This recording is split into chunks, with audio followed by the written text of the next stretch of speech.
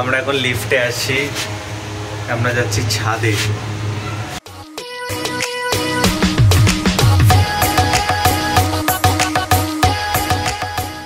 ছাদে আসার কারণটা হচ্ছে এখানে কাপড় জামা মেলতে এসেছে, মা এসেছে, আমি তো সঙ্গে করে এসেছি তো ব্লগ বানাবো বলে।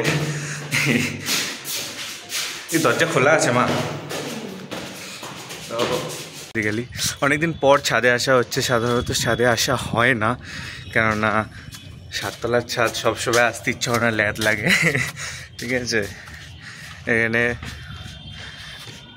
মা কাপড় জামা মিলবে। এবারে তোমাদের একটু ছাদটা দেখিয়ে দিই। চাই গাইজ, এটা কি অ্যান্টেনা? ওকে,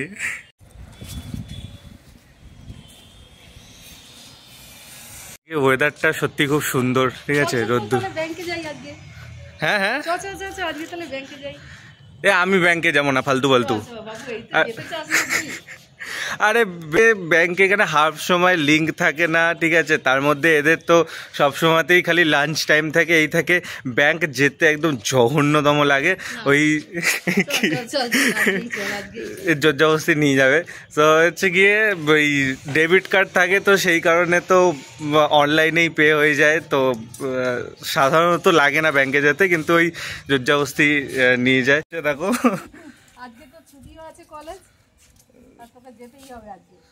তুমি কাপড় জামা মিলতে মিলতে গাইস মানে কি অবস্থা।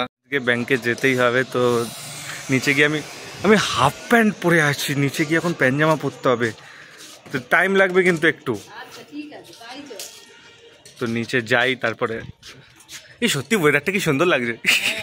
আমাকে এখন জোরজবস্তি ব্যাংকে নিয়েই যাবে আজকে। আমি কেন যে বলতে গেছিলাম ওয়েদারটা ভালো, চলে এক কাম কর 200 रुपए দে আর 50 रुपए কাট ওভার, তো নিয়েই যাবে। তো আমি নিচে এসে রেডি হয়ে গেছি, হ্যাঁ ওটাই পরে রয়েছি, ছেলেদের তো জানোই তোমরা।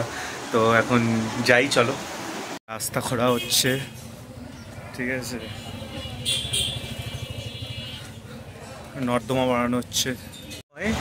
বলো মা, এমনি সময় রাস্তায় যখন বেরোই তখন হাজার একটা মারপিট হচ্ছে চারিদিকে, ঠিক আছে, মারধর হচ্ছে, হ্যাঁ, নইলে গাড়ি নিয়ে ক্যাচড়া খ্যাচড়ি হচ্ছে। কিন্তু যখন ক্যামেরা অন করি তখনই তারা কিছু হয় না। যখনই সত্যি বলো, হ্যাঁ, যখনই ভাবি যে এগুলোকে রেকর্ড করবো তখনই আর কিছু হয় না। ছাতু ভাঙানোর গাড়ি ভিতরে গাইস, ঠিক আছে।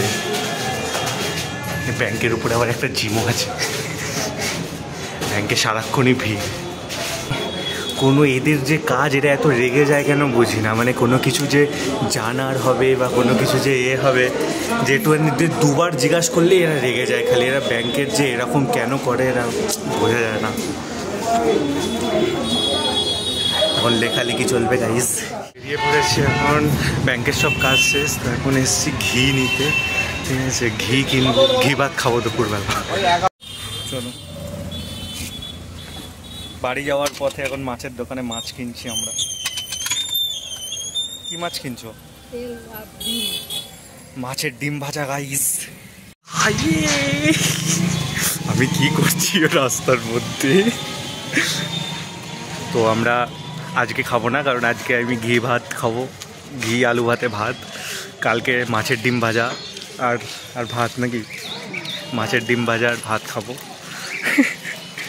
মা আর কি মাছ কিনছো? গাইস মাছের পেটি গাইস, সুন্দর করে বেশ পেঁয়াজ রসুন দিয়ে বেশ একটা ভালো কাই করে খাওয়া হবে। এরকম ভাবে তো খেলবো না, আগের দিনেরটা যে এরকম বেরোলো কি হবে এবারে বলো? তোমাকে ক্যামেরায় তুলে নিয়েছি, বলো বলো। কিছুদিন আগে আমরা মাছ কিনে নিয়ে গেছে মা, ঠিক আছে, পেটি নিয়ে গেছে, সে পেটি মানে গন্ধ বেরিয়ে গেছে আর কি, বাসি ছিল বলতে পারো। তো ওই জন্যই এখন একে ধরেছি, কাকাকে ধরেছি, বলছে এবার তুমি রিফান্ড দেবে কিনা বলো। তো বলছে দেওয়া হবে না। তো আমি আর কি বলবো, আমিও চলে এলাম, ব্লগার গাইস। কেনা হচ্ছে গাইস, ঠিক আছে, কোনটা বড় কোনটা ছোট সেটা এখন মাপা হচ্ছে। আবার এই পাশে লেবু নিতে চলে এসেছি আমরা, তো দোকানদারই নেই গাইস।